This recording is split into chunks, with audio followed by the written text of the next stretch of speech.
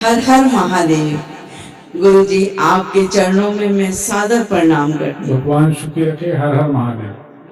कहिए कहाँ से आना हुआ? मेरा जयपुर से आना हुआ है। किसके बारे में जानना है? ये निपुण के विषय में जानना था मुझे। लड़का है निपुण जी। अब नाम ही निपुण है तो क्या टेंशन है? नाम तो निपुण है लेकिन वो उसने पढ़ाई छोड़ दी और जॉब पे भी नहीं जाता है। उसकी विषय में मुझे पूछना था। तारीख बताइए। 9/10 9 अक्टूबर 1994। 94। समय सुबह 5:45 पर। 94 का जन्म है ना? जी जी। इसका स्वाभिमान बहुत ऊंचा है, जरा सी बात में भड़क जाता है। सही बात? जी जी। ये थोड़ा डिस्टर्ब रहेगा।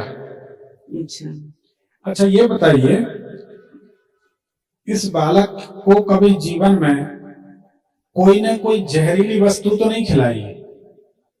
ऐसा कुछ अनुभव में आया क्या? किसी ने बताया था कि जो बच्चों के साथ रहता है वहां कुछ इसको गलत चीज खिलाई है। देखिए, हमारी कोशिश ये रहती कि हम भगवती के सामने बैठ के फलादेश करते हैं, इसलिए हम कभी भी कोशिश करते हैं कि जब तक प्राणों पर संकट ना आए तो झूठ ना बोला जाए। अगर हम चाहें तो आपकी इस बात पर बहुत सारे लोगों को अपना बना सकते हैं, प्रभावित कर सकते हैं झूठ बोलकर कि हाँ लोग खिला देते हैं या लोगों ने खिलाया, और कोई कुछ भी खिलाता रहे। आजकल तो लोगों ने अपने पेट को डस्टबिन बना लिया, कुछ भी खाते रहते, बुरा नहीं माना। जी जी।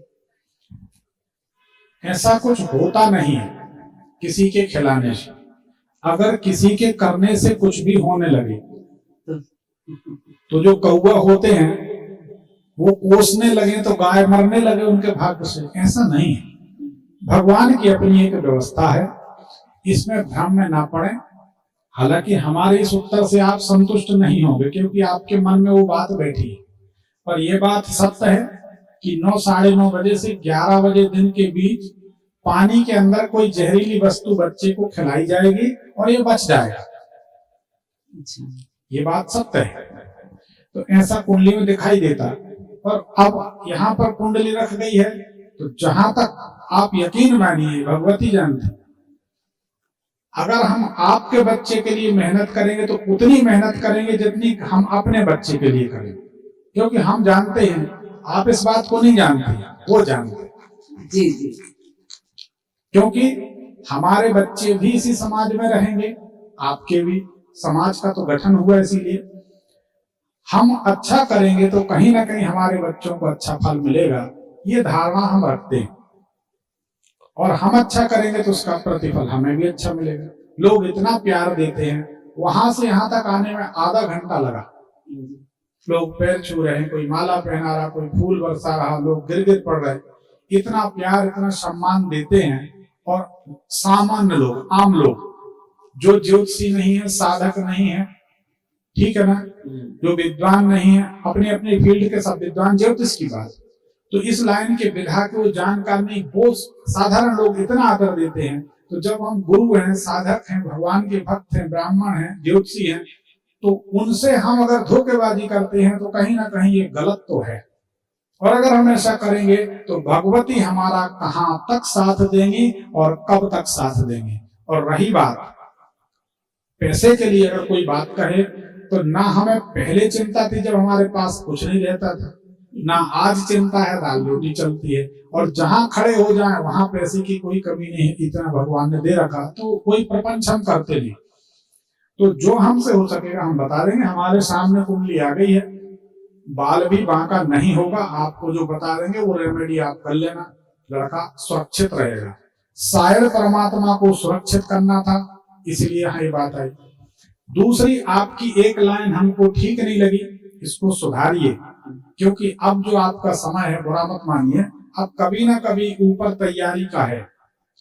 भाई आश्चर्य की क्या बात, कोई अमर है क्या? संसार में जो आए सब जाएंगे, 10 साल 50 साल 100 साल बाद तो जाओगे। सही बात। तो आपने कहा कि परिवार में रहा है, किसी ने कुछ खिलाया होगा तो नहीं मालूम, ऐसा विश्वास न रखें। परिवार के लोग हैं, लड़ना भिड़ना। देखो हम आपको एक अच्छी बात बताएं, सब लोग इस बात को सुन लो, गांठ में बांध लो हमारा अनुभव। बड़े मतलब हम लोग 4 भाई, 14 मेंबर, 1 रसोई, 1 डाइनिंग टेबल, 1 घर है। हम क्या विश्वास रखते हैं, सगा भाई जायदाद ले लेगा, सगा भाई मकान छीन लेगा, सगा भाई 2 तमाचे मार देगा, लेकिन सगा भाई कभी इज्जत पे हाथ नहीं डाल सकता। बड़ा गंभीर प्रश्न है। गैर आदमी जायदाद लेगा, सब कुछ लेगा, इज्जत पे भी हाथ डालेगा, आपको कहीं का नहीं छोड़ेगा। गैर जब हम अपनों को छोड़ देंगे तो गैर को नमस्ते करना पड़ेगा। तो अपना खून है, लड़ना भिड़ना नाराजी ये सब चलेगी। 2 बातें कह लो और 2 बातें सुन लो अपनों की, तो दूसरों की नहीं सुनना पड़ेगा। और अगर हम अपनों की नहीं सुनेंगे तो दूसरों की सुनने के लिए और उनको झेलने के लिए तैयार रहो। अगर आपका भाई नाराज है, आप कहते हो सुनो भैया अभी बात मत करो, मूड ठीक नहीं, जाओ तुम यहाँ से, चला जाएगा। 2 घंटे बाद वो हंसता हुआ फिर आ जाएगा। लेकिन गैर आदमी आएगा तो आपको आपकी इच्छा हो चाहे नहीं, उसके सामने 10 मिनट हंसना ही पड़ेगा, बोलना ही पड़ेगा, बैठना पड़ेगा, पानी पिलाना पड़ेगा। और सुन लो, 100 दिन सेवा करो, एक दिन वो डस ही लेगा। गैर कभी अपना नहीं होता। तो ये नहीं होना चाहिए कि हाँ परिवार में रहता था तो कोई ने खिला दिया होगा, खिलाया होता तो बचता नहीं, ठीक है ना। तो ऐसा ये क्या है ना, नारद जी की बात बता रहे। मनुस्मृति में बात आई, नारद जी से किसी ने पूछा कि मनसा पाप की गति क्या है। अगर किसी के मन में पाप हो जाए, संदेह हो जाए, तो उसकी मुक्ति का मार्ग क्या है। तो नारद जी ने कहा कि गंगा किनारे खुद की चिता बनाई जाए, उसमें आग लगाई जाए और बैठ जाएं।